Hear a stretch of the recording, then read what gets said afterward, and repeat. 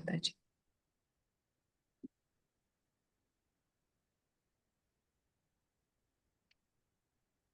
Hare Krishna. Thank you, Mataji. Let's move to another seva. Shri Damodar Ashtakam Satyavrat मुनि द्वारा रचित। नमामीश्वरं सच्चिदानंद रूपं लसत्कुंडलं गोकुले भ्राजमानम्। नमामीश्वरं सच्चिदानंद रूपं लसत्कुंडलं गोकुले भ्राजमानम्। यशोदाभिलोकलादावमानं परामृष्टमत्यं ततोदित्य गोप्या रुदन्तं महुनेत्रयुग्मं रजन्तं कराम्भोजयुग्मेन सातङ्कनेत्रं मुहुश्वास कम्पत्रिरेखाक प्रकण्ठस्तत्ग्रेव दामोदरं भक्तिबद्धम् इति द्विकस्वलीलाभिरानन्दकुण्डे स्वघोषं निभञ्जन्तं नाख्यापयन्तं तदीयेषु भक्तेर्जितत्वं पुनः प्रेमतस्तं शतावृत्ति वन्दे वरं देवमोक्षं न मोक्षावधिं वा न चान्यं वनेहं वरेशादपीह इदं ते विपूर्णात् गोपाल बालं सदा मे मनस्या विरास्तां किमन्ये इदं ते मुखाम्भोजमख्यतनीले इवृतं कुन्तले स्निग्धरक्तेश्च गोप्या मुहुश्चुम्बितं बिं रक्ताधरं मे मनस्या विरास्तामलं लक्ष्यलाभे नमो देव दामोदरन्तर्न विष्णु प्रसीद प्रबोधो जलाब्धिमग्नं कृपादृष्टिवृष्ट्यातिदीनं बतानु गृहाणेश मामम् अज्ञम् एद अक्षिदृश्य कुबेरात्मजो बुद्धमृत्येव यद्वत् त्वामोचितो भक्तिभाजो कृता च तथा प्रेम भक्ति स्वयं कामे प्रयच्छ न मोक्षे ग्रहो मेस्तदामोदरेह नमस्तेस्तु दाम्ने स्फुरद्दीप्तिधाम्ने त्वयोदराय विश्वस्य धाम्ने नमो राधिकायै त्वयि प्रियायै नमोऽनन्तलीलाय देव्याय तुभ्यं नमोऽनन्तलीलाय देव्याय तुभ्यं नमामीश्वरं सच्चिदानन्दरूपं लसत्कुण्डलं गोकुले भ्राजमानम्। हरे कृष्ण। श्री श्री यशोदा दामोदर भगवान की जय, प्रभुपाद की जय, गुरु महाराज जी की जय। हरे कृष्ण माता जी। थैंक यू फॉर सेवा। कृष्ण माता जी। थैंक यू माता जी। जिनके कपोलों पर दोतेलेमान मकराटन कुंडल क्रीड़ा कर रहे हैं, जो गोकुल नामक अप्रकाट चितमय धाम में परम शोभायमान है, जो दूध और दही से भरी मटकी फोड़ने के कारण माँ यशोदा के भय से भयभीत होकर ओखल से कूदकर अत्यंत वेग से दौड़ रहे हैं, और जिन्हें माँ यशोदा ने उनसे भी अधिक वेग पूर्वक दौड़कर पकड़ लिया है, ऐसे उन सच्चिदानंद स्वरूप सर्वेश्वर श्री कृष्ण की मैं वंदना करती हूँ। जननी के हाथ में छड़ी देखकर मार खाने के भय से डरकर जो रोते रोते बारंबार अपनी दोनों आंखों को अपने हस्तकमल से मसल रहे हैं, जिनके दोनों नेत्र भय से अत्यंत विहल हैं, रोदन के आवेग से बारंबार श्वास लेने के कारण त्रिरेखा युक्त कंठ में पड़ी हुई मोतियों की माला आदि कंठभूषण कंपित हो रहे हैं, और जिसका उदर माँ यशोदा की वात्सल्य भक्ति के द्वारा रस्सी से बंधा हुआ है, उन सच्चिदानंद स्वरूप सर्वेश्वर श्री कृष्ण की मैं वंदना करता हूँ। हरे कृष्ण। जो इस प्रकार दाम बंदनरी रूप बाल लीलाओं के द्वारा गोकुल वासियों को आनंद सरोवर में नित्य काल सरोवर करते रहते हैं, और जो ऐश्वर्यपूर्ण ज्ञानी भक्तों के निकट मैं अपने ऐश्वर्यहीन प्रेमी भक्तों द्वारा जीत लिया गया हूँ, ऐसा भाव प्रकाश करते हैं, उन दामोदर श्री कृष्ण की मैं प्रेम पूर्वक बारंबार वंदना करता हूँ। हे देव, आप सब प्रकार के वर देने में पूर्ण समर्थ हैं, तो भी मैं आपसे चतुर्थ पुरुषार्थ रूप मोक्ष, मोक्ष की चरम सीमा रूप श्री बैकुंठ आदि लोक भी नहीं चाहता, और ना मैं श्रवण और कीर्तन आदि नवदा भक्ति द्वारा प्राप्त किया जाने वाला कोई दूसरा वरदान ही आपसे मांगता हूँ। हे नाथ, मैं तो आपसे इतनी ही कृपा की भीख मांगता हूँ कि आपका ये बाल गोपाल रूप मेरे हृदय में नित्य काल विराजमान रहे। मुझे और दूसरे वरदान से कोई प्रयोजन नहीं है। हे देव, अत्यंत शांत वर्ण और कुछ कुछ लालिमा लिए हुए चिकने और घुंघराले बाल, लाल बालों से घिरा हुआ तथा माँ यशोदा के द्वारा बारंबार चुंबित आपका मुख कमल और पके हुए बिंब फल की भांति अरुण अधर पल्लव मेरे हृदय में सर्वदा विराजमान है। मुझे लाखों प्रकार के दूसरे लाभों की आवश्यकता नहीं है। हे देव, भक्त वत्सल दामोदर, हे अचिंत्य शक्ति युक्त अनंत, हे सर्वव्यापक विष्णु, हे मेरे ईश्वर प्रभु, हे परम स्वतंत्र ईश, मुझ पर प्रसन्न हुए। मैं दुख समूह रूप समुद्र में डूबा जा रहा हूँ, अतएव आप अपनी कृपा दृष्टि रूप अमृत की वर्षा कर मुझ अत्यंत दीनहीन शरणागत पर अनुग्रह कीजिए एवं मेरे नेत्रों के सामने साक्षात रूप से दर्शन दीजिए। हे दामोदर, जिस प्रकार अपने दामोदर रूप से ओखल में बंधे रहकर भी नल कुबेर और मणिग्रीव नामक कुबेर के दोनों पुत्रों का वृक्ष योनि से उद्धार कर उन्हें परम प्रयोजन रूप अपनी भक्ति भी प्रदान की थी, उसी प्रकार मुझे भी आप अपनी प्रेम भक्ति प्रदान कीजिए। यही मेरा एकमात्र आग्रह है। किसी भी अन्य प्रकार के मोक्ष के लिए मेरा तनिक भी आग्रह नहीं है। आशा माता जी।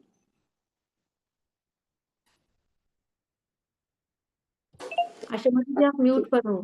अच्छा।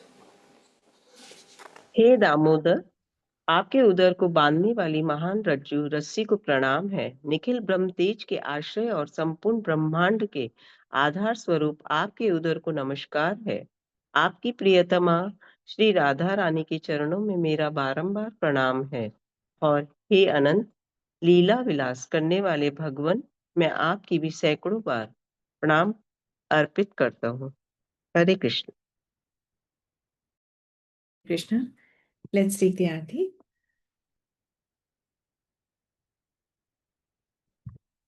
मीरा माता जी, आपका जो ट्यून था बहुत अच्छा था. इट वॉज वेरी नाइस, दो it was very different but it was very nice. And आप और प्रैक्टिस करेंगे तो और बहुत सुंदर हो जाएगा. Very nice, a new tune learn. Thank you ma'am. Hare Krishna, दंडवत प्रणाम सभी को। माता जी प्रार्थना शुरू करें। माता जी प्लीज स्टार्ट. ओम नमो भगवते वासुदेवाय। ओम नमो भगवते वासुदेवाय। ओम नमो भगवते वासुदेवाय। नारायणं नमस्कृत्य नरं चैव नरोत्तमं देवीं सरस्वतीं व्यासं ततो जयमुदीरयेत्। नष्टप्रायश्च भद्रेषु नित्यं स्वागत सेवया भगवत्युत्तम श्लोके भक्तिर्भवति नैष्ठिकी। कृष्णाय वासुदेवाय देवकी नंदनाय च नंदगोपकुमाराय गोविंदाय नमो नमः। गोविंदाय नमो नमः। गोविंदाय नमो नमः। हरे कृष्णा। हरे कृष्णा। थैंक यू माता जी, आप सबको दंडवत प्रणाम। Continue with the 10th chapter. So 10th chapter में हमने कल बात करी थी कि भगवान श्री कृष्ण द्वारका के लिए प्रस्थान कर रहे हैं, और शौनक आदि मुनि और सूत गोस्वामी की चर्चा हम दोबारा से पढ़ेंगे अब। और शौनक आदि मुनि जो हैं वो सूत गोस्वामी से प्रश्न करते हैं कि जब महाराज युधिष्ठिर को उनका राज्य मिल गया तो उन्होंने कैसे राज्य पे राज्य किया, और उसके बाद क्योंकि जब ये युद्ध हो चुका था और महाराज युधिष्ठिर ने श्री कृष्ण के आदेश अनुसार युद्ध किया और युद्ध में जीत पाई, तो उसके बाद आगे ये राज्य कैसे बढ़ा, आगे महाराज युधिष्ठिर ने इतने साल तक जब राज्य किया तो क्या क्या हुआ वहां पर। सो हम 3rd वर्स पे हैं, वहां से स्टार्ट करेंगे। निशम्य भीष्मोक्तम अथ च्युतोक्तम प्रवृत्ता विज्ञाना विधूत विभ्रमा शशासा गम इंद्र इवाजत श्रय परिध्युपान्तम अनुजानुवर्तितः। हिंदी ट्रांसलेशन। हरे कृष्णा, दंडवत प्रणाम माता जी। भीष्मदेव तथा अच्युत भगवान श्री कृष्ण ने जो कुछ कहा था उससे प्रबुद्ध होकर महाराज युधिष्ठिर परिपूर्ण ज्ञान विषयक मामलों में व्यस्त हो गए, क्योंकि उनके सभी संदेह दूर हो चुके थे। इस प्रकार उन्होंने पृथ्वी तथा सागरों पर राज्य किया और उनके छोटे भाई उनका साथ देते रहे। हरे कृष्ण। थैंक यू माता जी। तो महाराज युधिष्ठिर को जो भीष्म देव से ज्ञान मिला था, श्री कृष्ण द्वारा ज्ञान दिया गया था, उन सब से जो उनको इंस्ट्रक्शंस मिले थे और उन सब से जो उनको समझ में आया था कि कैसे राज्य को संभालना चाहिए, उस सब को यूज करने के बाद उन्होंने अपना राज्य को संभालना शुरू किया। क्योंकि इस समय जब उन्होंने राज्य संभाला तो उनको सिर्फ इंस्ट्रक्शंस नहीं मिले थे भीष्मदेव और श्री कृष्ण से, उन्होंने पर्सनली अपनी लाइफ में इतनी मुश्किलें एक्सपीरियंस करी थी कि उनकी जो भी मिसगिविंग्स थी, जो भी उनके भ्रम थे राज्य को शासन में लाने के, वो सब मिट चुके थे। अक्सर जब हम आज मॉडर्न डे पॉलिटिक्स की बात करते हैं तो मॉडर्न डे जो डेमोक्रेसी है या रिपब्लिक है, जो कि हमने कल थोड़ी सी बात करी थी, वो एक किंगडम की तरह पावरफुल नहीं होती, क्योंकि एक पर्सन के हिसाब से नहीं होता। बहुत सारे लोगों के ओपिनियंस होते हैं, बहुत सारे लोगों के आइडियाज होते हैं और फिर एक डिसीजन बनता है। एंड जनरली जो लीडर्स होते हैं उनमें कोई ज्यादा कॉमन सेंस नहीं होती, उनको अपने पर्सनल गोल्स से ज्यादा मतलब होता है। तो यहाँ पे युधिष्ठिर महाराज के लिए ये बोला जा रहा है कि जब उन्होंने राज्य संभाला तो उनकी वो परिस्थिति नहीं थी, क्योंकि उन्होंने पर्सनली भी लाइफ में बहुत तपस्या करी थी और उनको भगवान स्वयं श्री कृष्ण ने और भीष्मदेव जो कि एक महाजन है, उनसे इंस्ट्रक्शन मिला था कि आपको राज्य कैसे चलाना चाहिए। इसीलिए जब हम पावर की बात करते हैं, किसी को पावर देने की बात करते हैं, तो पावर के साथ रिस्पॉन्सिबिलिटी आती है। अक्सर आज के युग में बहुत लोगों के पास डिस्प्रपोर्शनेट पावर है, जरूरत से ज्यादा पावर है दुनिया के चंद लोगों के हाथों में, लेकिन वो मिसयूज होती है, मिस अप्लाई होती है। क्यों? क्योंकि रिस्पॉन्सिबिलिटी नहीं आती उन लोगों में। और रिस्पॉन्सिबिलिटी को कैसे आजकल प्रेजेंट किया जाता है, वो दिखती ऊपर से रिस्पॉन्सिबिलिटी है, पर एक्चुअली में अगर हम हमारे पास भक्ति का ज्ञान हो तो हमें समझ में आ जाता है कि उस रिस्पॉन्सिबिलिटी के पीछे बहुत सेल्फिशनेस है, अपने आप को फायदा पहुंचाने के लिए काम किया जा रहा है। ये मॉडर्न डे कलयुग की इश्यूज हैं। लेकिन जब महाराज युधिष्ठिर ने राजगद्दी संभाली थी तो ऐसा नहीं था, क्योंकि उनके पास ज्ञान भी था और पर्सनल एक्सपीरियंस भी था कि राज्य कैसे चलाना चाहिए। जो संस्कृत में प्रजा शब्द होता है, प्रजा मतलब आप अपने बच्चे के लिए भी यूज कर सकते हो और प्रजा जो राज्य में लोग रह रहे हैं उनके लिए भी यूज कर सकते हो। तो प्रजा इटसेल्फ जब राजा की होती थी तो वो उसको अपने परिवार का एक्सटेंशन समझते थे और उनको उसी हिसाब से उनको रूल करते थे। जिसके पास भगवत ज्ञान नहीं होता उसके पास एक मेजर प्रॉब्लम होती है। हमें लगता है भगवत ज्ञान सिर्फ भगवान का ज्ञान है और सिर्फ हमें भगवान का ज्ञान होगा तभी हम ये कह सकते हैं कि हमने शास्त्र पढ़े हैं या भगवत ज्ञान की प्राप्ति करी है। एक्चुअली भगवत ज्ञान जो है, जब हम भक्ति की बात करते हैं तो भक्ति क्या है, हम बोलते हैं कि हम भगवान से एक रिलेशनशिप बना रहे हैं। तो सिर्फ भगवान नहीं है उस इक्वेशन में, जो रिलेशनशिप बना रहा है वो भी है। तो जब हम भगवत ज्ञान की बात करते हैं तो भगवत ज्ञान सिर्फ भगवान का ज्ञान नहीं है। भगवत ज्ञान में ये भी आता है कि हम कौन हैं, आपका ज्ञान, आपके बारे में ज्ञान आपको मिलता है। दुनिया के अनेकों धर्म ऐसे हैं जिसमें एक कॉमन थीम है, कॉमन एक प्रेयर है जो बोली जाती है, एक कॉमन सजेशन दिया जाता है ज्यादातर दुनिया के धर्मों में, और उसको बोला जाता है नो दाई सेल्फ, अपने आप को जानो, अपने आप को पहचानो। अक्सर हमारा जो समय होता है वो हम दुनिया को जानने में लगा देते हैं, अपने आप को नहीं जानने में लगाते, क्योंकि दुनिया को ठीक करना हमारे मन को अच्छा लगता है। अपने आप को ठीक करना हमारे मन को अच्छा नहीं लगता, क्योंकि हमारे मन की आइज में हम परफेक्ट हैं।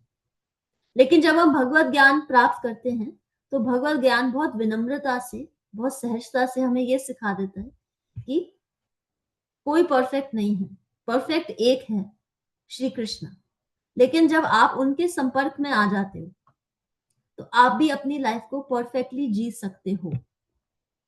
इसका मतलब ये नहीं है कि आप बहुत परफेक्ट हो जाओगे हर चीज में, पर आपके अंदर एक भगवान, जब आप भगवान से रिलेशनशिप बनाओगे और अपने आप को जानोगे तो आपकी जो स्ट्रेंथ है, आपके गिफ्ट्स जो हैं, आपकी नेचुरल गिफ्ट्स जो हैं, वो अपने आप बाहर आने लगेंगे और आपको अपने आप से पहचान अच्छी हो जाएगी। और जब आपको अपने आप की पहचान हो जाती है तब आपको ये भी पहचान हो जाती है कि मेरे अंदर वीकनेस क्या है। लेकिन जब हमें वीकनेस नहीं पता होती तो हमें अपनी स्ट्रेंथ भी नहीं पता होती। तो इसीलिए भगवत ज्ञान सिर्फ श्री कृष्ण का ज्ञान नहीं है, श्री कृष्ण का ज्ञान होना और श्री कृष्ण से जुड़ने के बाद अपना ज्ञान होना, वो भगवत ज्ञान की संपूर्णता है।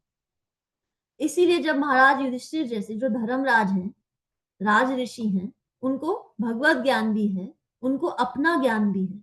और अपना ज्ञान कैसे होता है? जनरली जब कोई ट्रेजेडी होती है तो हम उसे ट्रेजेडी की तरह डिफाइन करते हैं कि ये ऐसा हो गया, किसी के साथ बहुत गलत हो गया। लेकिन ट्रेजेडी को अगर हम एक माइक्रोस्कोप से अंडरस्टैंड करने का प्रयास करें तो हम, और अपनी खुद की लाइफ एक्सपीरियंसेस पे जब हम रिफ्लेक्ट करेंगे तो ये बात सामने आती है कि आपकी सबसे लाइफ चेंजिंग अपॉर्चुनिटीज जो थी, अवसर जो आपको लाइफ दे रही थी, वो उसी समय आए जब बहुत मुश्किल समय आया। तो अपॉर्चुनिटी जो है वो ट्रेजेडी का रूप लेके आती है अक्सर, वो उसकी एक प्रेजेंटेशन का तरीका है। ऐसा हमेशा हो जरूरी नहीं है। मोस्ट केसेस में अपॉर्चुनिटी ट्रेजेडी के रूप में आती है, दिखती ऊपर से ऐसी है कि बहुत बड़ा हमारे साथ हादसा हो रहा है या कुछ प्रॉब्लम हो रही है, लेकिन उसके पीछे एक बहुत बड़ी अपॉर्चुनिटी होती है जो हमें इनिशियली नहीं समझ में आती। लेकिन जब हम भगवत ज्ञान से जुड़ते हैं, भगवान के संपर्क में आते हैं और अपने आप को जानने का प्रयास करते हैं, उस प्रोसेस में हमें वो अपॉर्चुनिटी देखना हमारे लिए आसान हो जाता है। तो महाराज युधिष्ठिर के जीवन में 12 साल संन्यास था, उनके पिता की बहुत जल्दी मृत्यु हो गई थी और 13 साल वो वेश बदल के रहे 13वें साल में, और उसके बाद भी उनको युद्ध करना पड़ा। लेकिन इस सब में अपॉर्चुनिटी क्या थी कि अल्टीमेटली उनको ये विनम्रता जीवन के प्रति और प्रजा कैसे संभालनी है, धर्म अनुसार कैसे राज्य चलाया जाता है, और भगवान की विल में ही सबसे बड़ी भलाई होती है, ये समझने के लिए बहुत समय और बहुत मंथन लगता है। तो इसी प्रकार महाराज युधिष्ठिर को यहाँ पे कहा जा रहा है कि उनकी खुद की कोई आइडियोलॉजी नहीं थी, उनके कोई पर्सनल मोटिव नहीं थे कि मुझे ऐसे राज्य चलाना चाहिए, मुझे इस डिपार्टमेंट में ये करना चाहिए, मुझे उसके साथ ऐसे करना चाहिए जैसे आजकल के लीडर्स करते हैं। और इसीलिए युद्ध होते हैं क्योंकि सबके मत अलग अलग हैं, सबकी सोच अलग अलग है, सबके गोल अलग अलग हैं। लेकिन जब भगवत ज्ञान होता है तो गोल एक होता है, राजा का भी, और राजा का जो प्रजा के लिए गोल होता है वो भी वही होता है कि मैं भगवत प्राप्ति कैसे फैसिलिटेट कर सकता हूँ। और भागवतम भी यही कहती है कि जब हम किसी गुरु का एनालिसिस करते हैं या किसी ऐसे व्यक्ति का एनालिसिस करते हैं जो गुरु के रूप में आपको दिख रहा है, तो उसकी सबसे बड़ी क्वालिफिकेशन क्या होनी चाहिए अपने आप को गुरु बोलने के लिए? अब भागवतम कहती है गुरुर न सास्यात् स्वजनो न सास्यात्, कि ऐसा गुरु या स्वजन जो आप परिवार, पिता न सास्यात् ऐसा पता, ऐसे पिता, जननी न सास्यात् ऐसी माता, दैवम न तत्स्यात्, दैवा मतलब देवी या देवता, पतिश्च सस्यात् ऐसा पति, ये सब गुरु के रूप में माने जाते हैं।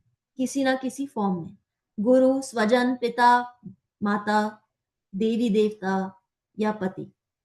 लेकिन ये तब तक गुरु नहीं होते जब तक वो आपको भगवत ज्ञान से और इस जन्म मृत्यु जरा व्याधि के चक्र से बाहर नहीं निकाल सकते, तब तक वो गुरु नहीं होते। तो महाराज युधिष्ठिर का कोई पर्सनल गोल नहीं था कि मुझे किसी के साथ ये ऐसा करना है, मुझे कुछ हासिल करना है, मुझे किसी को अच्छा दिखाना है, किसी को बुरा दिखाना है, जैसे कि मॉडर्न गवर्नमेंट्स में होता है। तो इसीलिए महाराज युधिष्ठिर के लिए कहा जा रहा है कि जब उन्होंने भीष्मदेव और श्री कृष्ण से ज्ञान लिया और जब उनके भ्रम विनाश हो गए, तो उन्होंने इस प्रकार राज्य किया, जो हम आगे पढ़ेंगे कि कैसे उस समय धरती के सारे जो रिसोर्सेस थे वो अपनी पीक पे थे। उस समय किसी को कहीं कमी नहीं थी, कोई सूखा नहीं पड़ रहा था, कोई तूफान नहीं आ रहे थे, हर जगह समृद्धि थी। सिर्फ एक राजा के पास समृद्धि नहीं थी, जानवरों में समृद्धि थी, परिवारों में समृद्धि थी, राज्य में समृद्धि थी। सो फोर्थ वर्स, कामं ववर्षा परजन्या स्वकामा दुघमाहि शिशिचु स्म व्रजान गावा पया सोधा स्वतिर्मुदा। महाराज युधिष्ठिर के राज्य में बादल लोगों की आवश्यकता अनुसार पानी बरसाते थे और पृथ्वी मनुष्य की समस्त आवश्यकताओं को प्रचुर मात्रा में उत्पन्न करती थी। दूध से भरे थनों वाली तथा प्रसन्न चित्त वाली गायें अपने दूध से चारागाह को सिक्त करती रहती थी। हरे कृष्ण। थैंक यू माता जी। तो यहाँ पे ये बताया जा रहा है कि जो हम इकोनॉमिक्स की बात करते हैं या मॉडर्न डेवलपमेंट की बात करते हैं, तो हमें लगता है कि जितने बड़े मॉल होगा, जितनी बड़ी हमारे पास टीवी होंगे, रेडियोज होंगे, सेल फोन्स होंगे, उतनी हमने प्रोग्रेस करी है। पर एक्चुअल प्रोग्रेस किससे मेजर होती है कि लोगों के पास बेसिक्स नीड्स जो है, उनका खाना, पानी, घर, ये सब कैसा है, जो नेचुरल रिसोर्सेज हैं, पानी का, लैंड का, ये सब कैसा है। तो इसीलिए यहाँ फोकस किया जा रहा है कि जब महाराज युधिष्ठिर राजा थे तो धरती भी अपार समृद्ध थी और जो गायें थी उनसे भी अपार समृद्धि हो रही थी पूरे राज्य में। किसी प्रकार की कमी नहीं थी, खाने की, फल की, अनाज की, दूध की, कपड़ों की, लकड़ियों की, किसी भी चीज की कमी नहीं थी। और बारिश जो कि इंसान के कंट्रोल में नहीं होती, वो भी जितनी जरूरत थी उतना बारिश होने लग गई थी। कहने का मतलब क्या है यहाँ पे? कहने का मतलब है धर्मो रक्षति रक्षिता, कि जो धर्म की रक्षा करते हैं, धर्म उनकी रक्षा करता है। जब हम धर्म की रक्षा करते हैं तो यहाँ जब कहा जा रहा है कि बारिश भी उनके अकॉर्डिंग होती थी, इसका मतलब ये नहीं है कि वो व्हाट्सएप कर रहे थे इंद्रदेव के साथ, नहीं। वो ये कहने का प्रयास कर रहे हैं कि जब हम धर्म का फॉलो करते हैं तो धर्म भी हमारे को प्रोटेक्ट करता है। देवी देवता भी उसी प्रकार, जो कैबिनेट मिनिस्ट्री है भगवान की, वो भी उसी प्रकार हमारी समृद्धि में सहयोग देती है जब हम धर्म को फॉलो करते हैं। तो धर्म भी हमारी रक्षा करता है। उसी प्रकार हम जब प्रोग्रेस को मेजर करते हैं इस मॉडर्न डे में, तो हम जो बाहरी रूप से बहुत सुंदर और बहुत बड़ा दिखाई दे रहा है, बहुत समृद्ध दिखाई दे रहा है, उसको हम प्रोग्रेस समझ लेते हैं, क्योंकि हमारे ज्ञान में कमी है। लेकिन वास्तविक समृद्धि क्या है? सिर्फ एक जने या एक परिवार या 10 परिवारों की समृद्धि नहीं है। सबकी समृद्धि होना ही वास्तविक प्रोग्रेस है। कोई पीछे रह जाए, अगर एक परिवार भी पीछे रह जाता है तो सब पीछे रह जाते हैं। अगर कहीं एक जगह अन्याय होता है तो सब लोगों के साथ अन्याय होता है। तो उसी प्रकार जब युधिष्ठिर महाराज राजा थे तो उस समय ऐसी जैसे आजकल काउ स्लॉटरिंग होती है, वो सब नहीं होता था, क्योंकि धर्म सबसे ऊपर था। धर्म फाउंडेशन भी था उनके राज्य का और धर्म सबसे ऊपर भी था। तो इसी प्रकार जब हमें भगवत ज्ञान होता है, जब हम भगवत गीता पढ़ते हैं, तो भगवान क्या बोलते हैं कि सारी प्रकृति मैंने बनाई है, सब कुछ मेरे से आता है। तो हमें सिर्फ एक पेड़ को देख के ये नहीं देखना चाहिए ये पेड़ है, उस पेड़ के अंदर भी सोल है। या घास को देख के हम सोच लें ये तो घास है, नहीं, सब कुछ श्री कृष्ण की एनर्जी है। तो सब कुछ श्री कृष्ण की एनर्जी जो है वो श्री कृष्ण के लिए यूज होनी चाहिए। जब हम धर्म की रक्षा करते हैं, जब हम प्रकृति की रक्षा करते हैं, तो प्रकृति हमारी रक्षा करती है। जब हम प्रकृति के साथ अन्याय करते हैं, प्रकृति का उल्लंघन करते हैं, शोषण करते हैं, तो प्रकृति भी पलट के वैसा ही करती है। और आजकल जब हम बाढ़ के बारे में पढ़ते हैं, इतनी बाढ़ आ जाती है, सूखा पड़ जाता है, तूफान आ जाते हैं, इतनी फ्रीक्वेंसी हमने सुनते, इतनी फ्रीक्वेंटली हम सुनते हैं, हर ऑलमोस्ट 1-2 वीक्स में हमें कोई ना कोई ऐसी न्यूज मिलती है प्रकृति का जब हम शोषण करते हैं उस प्रकार से। तो जब महाराज युधिष्ठिर राजा थे तब ऐसा नहीं हो रहा था। सो 5th वर्स, नद्या समुद्रा गिरया स्वनास्पति विरुदः फलन्ति ओषध्या सर्वा कामम अनृतु तस्य वै। प्रत्येक ऋतु में नदियां, समुद्र, पर्वत, जंगल, लताएं तथा कारगर औषधियां प्रचुर मात्रा में राजा को अपना अपना कर चूकता करती थी। हरे कृष्ण। Thank you. इसी प्रकार उसी पिछले वर्ड्स की एक्सटेंशन है कि हर प्रकार से समृद्धि थी, नदियों में, महासागरों में, हर प्रकार से जो जब हम श्री कृष्ण की शरण में आते हैं तो श्री कृष्ण खुद हम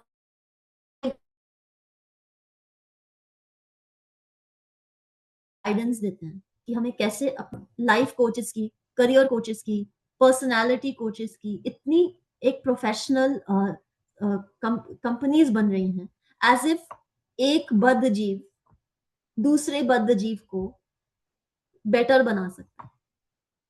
आपके पास जब तक भगवत ज्ञान नहीं है, जब तक आपको यही नहीं पता, हम सोच रहे हैं कि भगवत ज्ञान है, भगवान कौन है, जब ओके वो दूसरा, अगर हम उसको हम दूसरी सीढ़ी मान लें, अगर पहली सीढ़ी ये है कि मैं कौन हूं, हमें जब तक ये नहीं पता तब तक हम अपनी क्या, हम किसी की भी रक्षा नहीं कर सकते। तो इसीलिए बेस्ट जो कोच हैं वो श्री कृष्ण है।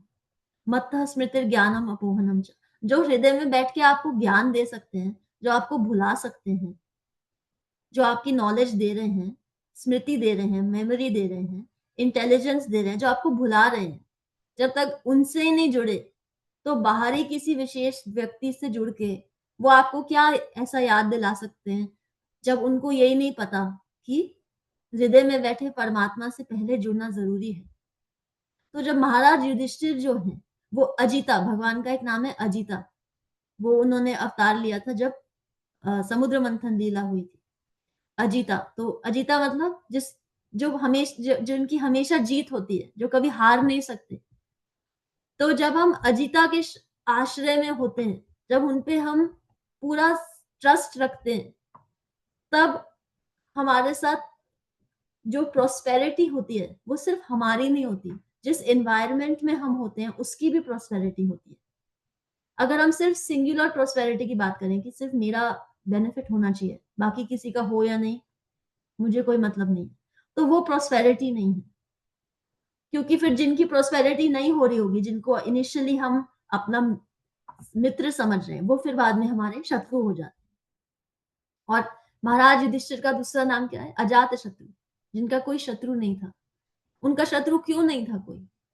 वो राज ऋषि थे, वो किसी के साथ अन्याय नहीं कर रहे थे, वो भगवान के द्वारा जो धर्म का ज्ञान मिला था, स्त्री धर्म, भागवत धर्म, जो भी उनको भीष्म देव ने ज्ञान दिए थे, उसके अनुसार वो राज्य चला रहे थे।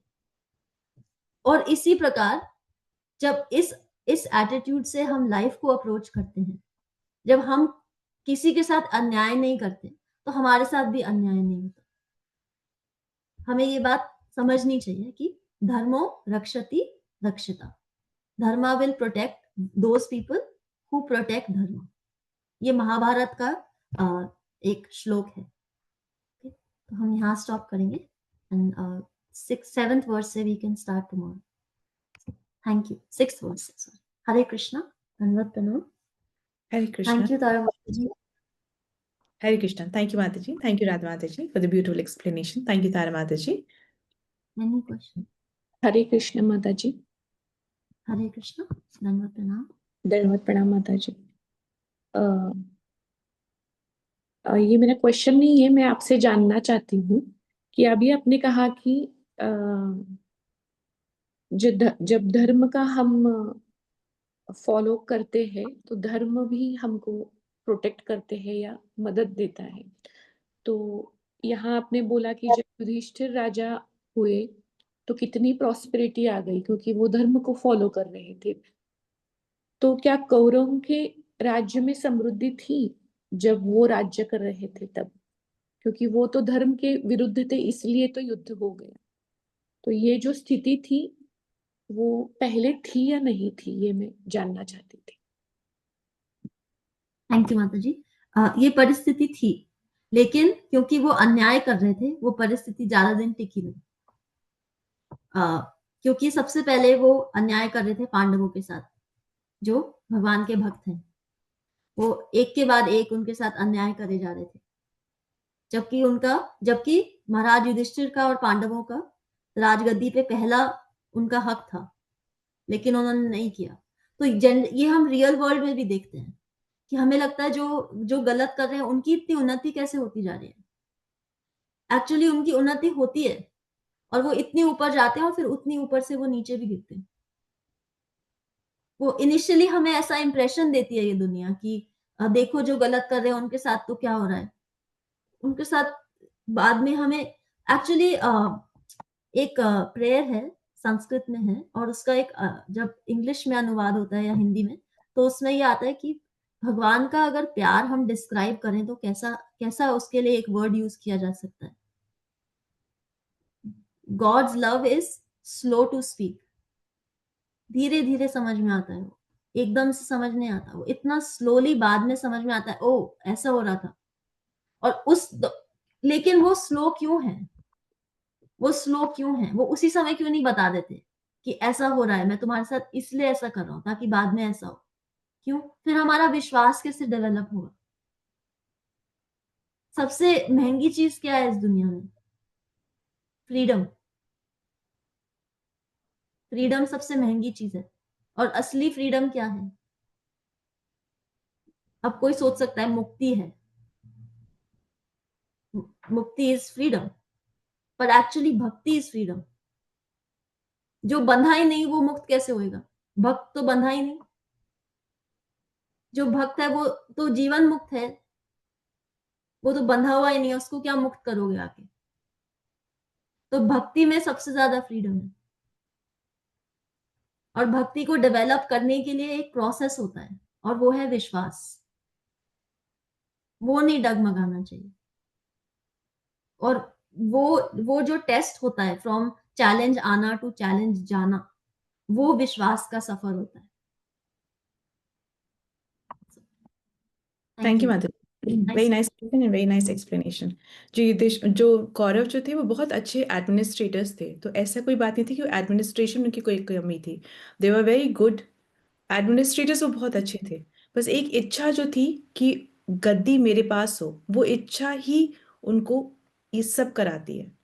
एडमिनिस्ट्रेटर्स वो बहुत अच्छे थे, कोई दिक्कत नहीं थी, कोई दुखी नहीं था ऐसे उनके राज्य में। ये था माता जी। थैंक यू माता जी, thank you so much for asking and thank you so much for such keen observation and such beautiful answers. Thank you माता जी. We are really happy to be in each other's association. Let's move on to Mangalthwani. हरे कृष्णा, सबको दंडवत प्रणाम। जय ओम Vishnu पदाय divine grace AC भक्ति वेदांत स्वामी श्रीला प्रभुपाद की जय। नामाचार्य भक्ति सिद्धांत सरस्वती ठाकुर को स्वामी महाराज की जय। अनंत कोटि वैष्णव वृंद की जय। नामाचार्य श्रीला हरिदास ठाकुर की जय। श्री श्री राधा माधव की जय। श्री पंच तत्व की जय। श्री जगन्नाथ सुभद्रा बलदेव की जय। श्री प्रहलाद नरसिंह भगवान की जय। श्री तुलसी महारानी की जय। श्री पतित पावन गौर निताय की जय। श्री गौर निताय प्रेमानंद हरि हरि बोल। All glories to assembled devotees, Hare Krishna. All glories to Guru and Gauranga, Hare Krishna. All glories to Srila Prabhupada, Hare Krishna. प्रेम से कहो श्री कृष्ण चैतन्य प्रभु नित्यानंदा श्री अद्वैत गदाधर शिवसादि गौर भक्त वृंदा की जय। राधा कृष्ण गोप गोपीनाथ राधा कुंड श्याम कुंड गिरि गोवर्धन ब्रिज भूमि वृंदावन धाम चंद्र उदय मायापुर नवद्वीप धाम की जय। राम सीता लक्ष्मण हनुमान की जय। गंगा मैया यमुना मैया की जय। ट्रांसडेंटल बुक डिस्ट्रीब्यूशन की जय। महाप्रसादम की जय। हरि नाम संकीर्तन की जय। Please forgive me if I have offended anyone with my words, deeds, and action. Vancha kaltarubhecha kripa sindhucha evacha patatnam pavne bhayo vaishnavo namo namah. Hare Krishna, sabko dandat pranam. Thank you so much for the service. Have a blessed day, everyone. Hare Krishna. Let's all join our hands and pray to Krishna and seek his blessings so that we can all become sincere devotees and do our chanting offenselessly. Hare Krishna. Let's all join our hands and pray to Krishna and seek his blessings to bless all those who are suffering from any kind of physical or internal ailment, so that may they recover fast, so that they can all serve the lotus feet of Krishna with complete sincerity, surrender, and true love in their hearts. Hare Krishna. Let's all join our hands and pray to Krishna and seek his blessings for the strength that we need for our spiritual growth. Hare Krishna, Hare Krishna, Krishna Krishna, Hare Hare, Hare Rama, Hare Rama, Rama Rama, Hare Hare. A special round of prayers for all those who need it but can't speak it. Hare Krishna, Hare Krishna, Krishna Krishna, Hare Hare, Hare Rama, Hare Rama, Rama Rama, Hare Hare. Hare Krishna. Then Pram, thank you so much for your presence and your participation. Krishna willingly, we will meet tomorrow. Hare Krishna. हरे कृष्ण माता जी दंडवत प्रणाम। हरे कृष्णा माता जी दंडवत प्रणाम। Hare Krishna, Mataji, Dandavat Pranam. Pravina Thank you so much, Mataji. Hare Krishna. Hare Krishna Sabko माता dandat जी pranam. माता जी दंडवत प्रणाम। Hare Krishna हरे Chandra. कृष्णा माता जी दंडवत प्रणाम। हरे कृष्णा माता हरे जी कृष्णा दंडवत माता जी प्रणाम। दंडवत प्रणाम। दंडवत प्रणाम। कृष्णा माता जी हरे कृष्णा माता जी हरे प्रणाम। कृष्णा माता जी Hare दंडवत Krishna प्रणाम। Mataji, Danda Pranam. हरे कृष्ण दंडवत माता जी प्रणाम माता जी। दंडवत हरे प्रणाम। कृष्णा सबको दंडवत दंडवत प्रणाम। प्रणाम। माता जी रोली के लिए हाँ. प्रार्थना। Yes, Mataji. Let's all sincerely join our hands and pray for Rumi Mehrotra. She's been very kind and generous in doing the book marathon. She's just delivered a baby. We pray sincerely for both mother and the child so that they can be in good health and have a smooth stay in the hospital that they are under the doctors, and then can come back home happily. Hare Krishna, Krishna Krishna, Hare Hare, Hare Rama, Rama Rama, Hare Hare. Hare Krishna. Then from, thank you, Mataji, for asking, and many, many congratulations for the new baby. And thank you, Mataji. Hare Krishna. हरे कृष्णा दंडवत प्रणाम माता जी। Then दंडवत प्रणाम। from.